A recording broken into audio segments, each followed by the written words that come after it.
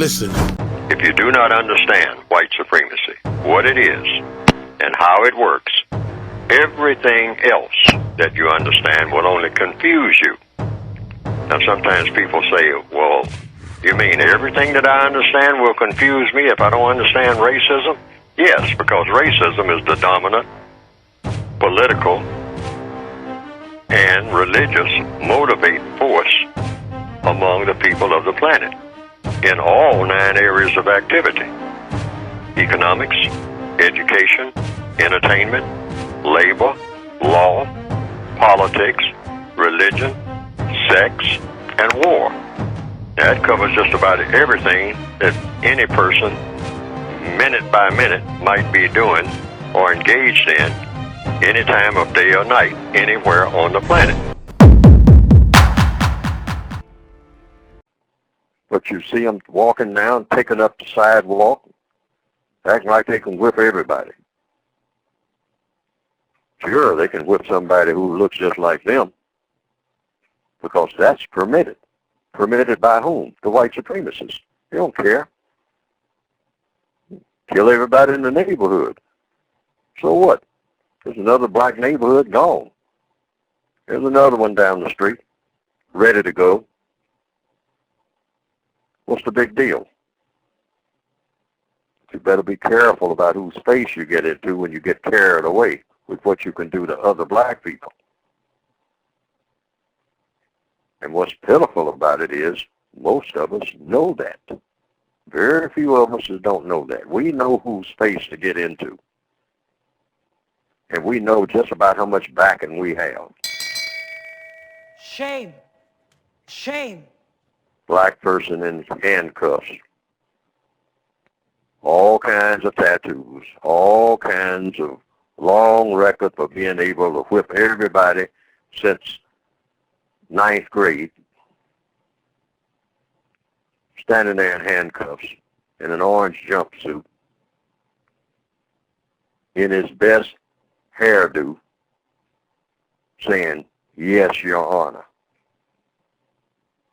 Why don't you use the kind of language toward Your Honor that you use with the people that you encounter right there in your neighborhood? The one that you say that you're a master over. The one that you can terrorize. All the females flocking to you and halfway scared of you. Knock them around all over the place. Call them all kind of names. Why don't you call Your Honor that same name? Snatch him from behind the bench. No. See, we're great show people. Greatest show people on earth. 3 9mm, one in your sock, one in your waistband, one in your side pocket. Ready to take on the entire world in a movie. In a homemade video. Or passing a bus stop full of black people fixing to go to work. Or you can terrorize them. Why don't you take on the champ? Which usually is just 1 or 2 white supremacists who just come and say, "Now, I think you'd better behave because you're disturbing my peace. Now, if you don't think I can handle you, try me." And I haven't been on this planet forever, but I've never seen a situation on a large scale, or never heard of one on a large scale, of any significance throughout the history of the black male, because that's who I'm talking about, who didn't chicken out in a moment of real crisis. So I don't want to hear it in this stalwart Black History Month about that all-powerful black male, because I've seen our record, particularly in the last, I'll say, just in this area of the world, 60 years. Now, we've had a few who did things the way that they ought to be done. They protested in the street. They carried signs. They talked about non-justice. Martin Luther King, people like that. Fannie Lou Hamer, as a black female, backing up black males who got out there and tried to do something that made sense rather than just terrorize the neighbors. And that's doing what we're supposed to do from the weak position that we have. Only time we show all this bravery is when we are mistreating other victims of racism.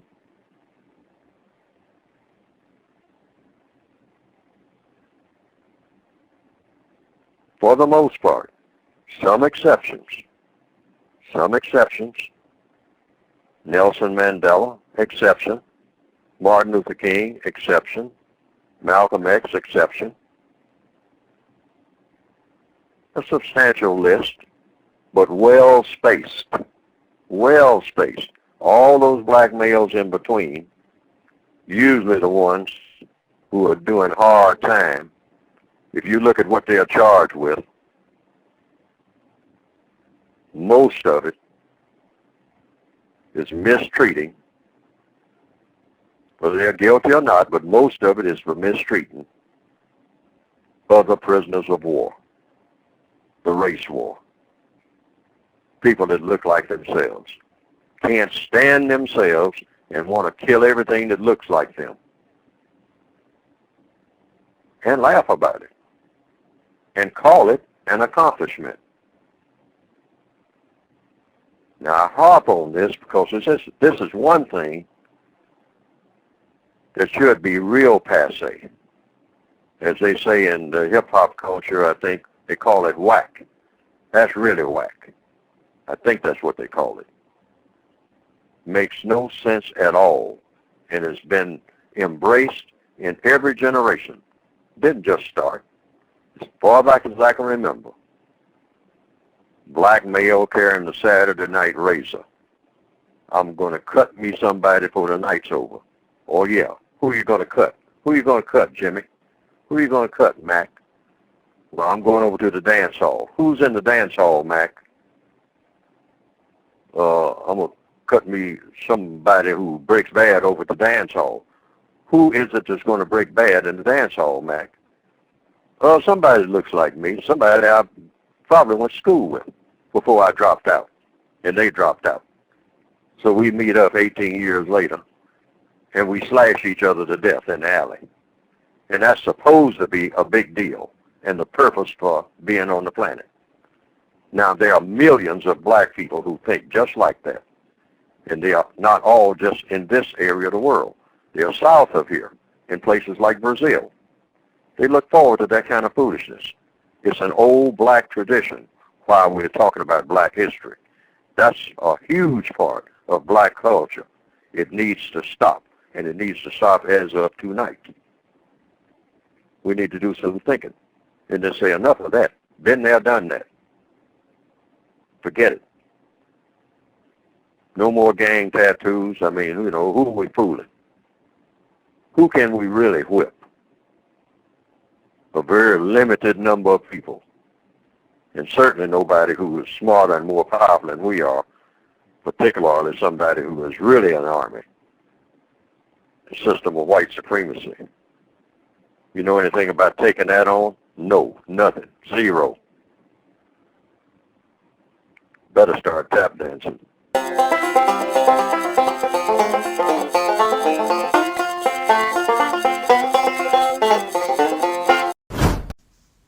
Homeboy comes by in his car and they say, hey man, get in.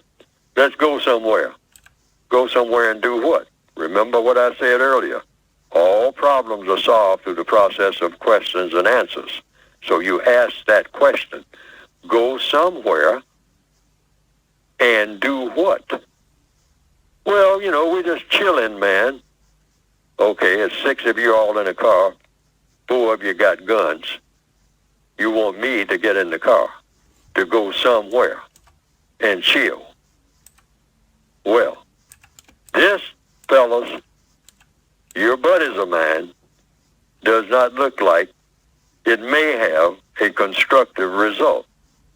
This looks like some type of recipe for everybody, meaning basically us, all of us, feeling sorry for what's going to happen if I go somewhere in this car with you. So, I tell you what, we're still buddies, but call me tomorrow after all this is over, if you all are still around. I'll see you. Now, they will argue. They will say, oh, man, I mean, you too square, you too uptight, you this, that. No. I have to have a prescription that sounds like it's going to be constructive, fellas. It has to sound, at least sound like it's going to be constructive. It doesn't sound like it's going to, be anything constructive. It sounds like something I might be sorry about, and I won't have nobody to talk to about being sorry, And if I do talk to you all about it being sorry, I mean, you all will be in a sorry situation, I think. I don't think you're going to be in a real happy situation. So, I'll talk to you later. It's not that I'm breaking off with you or anything like that. I'll just talk to you later. Now, the reason I say all of this and I laid out that type of scenario, I've seen that happen. I've seen somebody actually do that. And the person that didn't go was the person that all the rest of the people who was in that car were trying to get in contact with after everything that happened. Trying to get that one person that didn't go to come and help them. Why? Because that's the person that didn't go and got involved in the mess. That's why.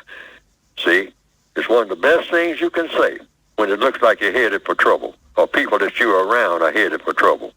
You want to be able to say, I wasn't in that because I wasn't there. That's one of the best things you can say on a stand in a court. When you are asked, well, then what did you do? And you say, I didn't do anything because I wasn't there. I was not present at the scene of all those things that happened. I was not present. Oh, then most likely the judge say, you weren't there? You weren't present? Say, no, Your Honor, I was not present. And the judge say, well, what are you doing in here? Say, that's what I'd like to know, Your Honor. Say, you're dismissed. You weren't there. Don't be where there's likely to be some non-constructive activity going on. That's a part of the code. Always be the person that leaves early before the mess begins. Always. That's code. If you do not understand white supremacy, which is racism, what it is and how it works, everything else that you understand will only confuse you. Only confuse you. Only confuse you. Now, some people have said they've seen some cartoons of my work on the Internet that have been presented, and that it pretty well embellishes what I have been trying to say in my textbooks. And to the extent that it does that, well, that has been, from what I understand, some people reported to me, a plus. Because they didn't understand what I had written very well, but when they saw those cartoons that just repeated what I was saying and attaching my name to it, and came right out of the book, the material did, they say that they better understood it. And I can understand that because people are kind of visual, particularly in the year 2021 now, more visual than ever.